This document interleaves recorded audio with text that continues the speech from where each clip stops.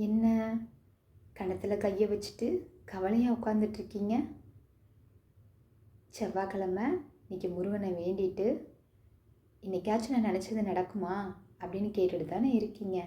எனக்கு தெரியும் உங்கள் மனசில் என்ன இருக்குன்ட்டு. ஓடிக்கிட்டே இருக்கேன் ஓய்வே இல்லாமல். நான் ஓடினதுக்கு இன்றைக்காச்சும் எனக்கு பலன் கிடைக்குமான்னு தெரியல. ஒவ்வொரு நாளும் கேட்குறேன் முருகன்கிட்ட, முருகன் கொடுப்பாரு நம்பிக்கிட்டு இருக்கேன். என் மனசில் நினச்சது நடக்குமான்னு தெரியாமல் தான் கழுத்தில் கை வச்சுட்டு உட்காந்துட்ருக்கேன் அப்படின்னு சொல்லிகிட்ருக்கீங்க. அப்படி தானே? கண்டிப்பாக நீங்கள் நினச்சது நடக்கும். இத்தனை நாள் நீங்கள் எதுக்காக காத்துக்கிட்டு இருந்தீங்களோ அதை கண்டிப்பாக உங்கள் கையில் முருகன் கொடுப்பாரு. என்னடா முருகன்கிட்ட கேட்டால் இவங்க பதில் சொல்கிறாங்களேன்னு நினைக்கிறீங்களா? முருகன் நேரடியாக வந்து சொல்ல மாட்டார். என் மூலமாக முருகன் உங்கள்கிட்ட சொல்கிறதா நினச்சிக்கோங்க. நீங்கள் கேட்டது கிடைக்க போகுது. நீங்கள் கண்ணீர் வடித்ததுக்கு பலன் உங்கள் கை மேலே வந்து சேரப்போகுது. ஓம் முருகா.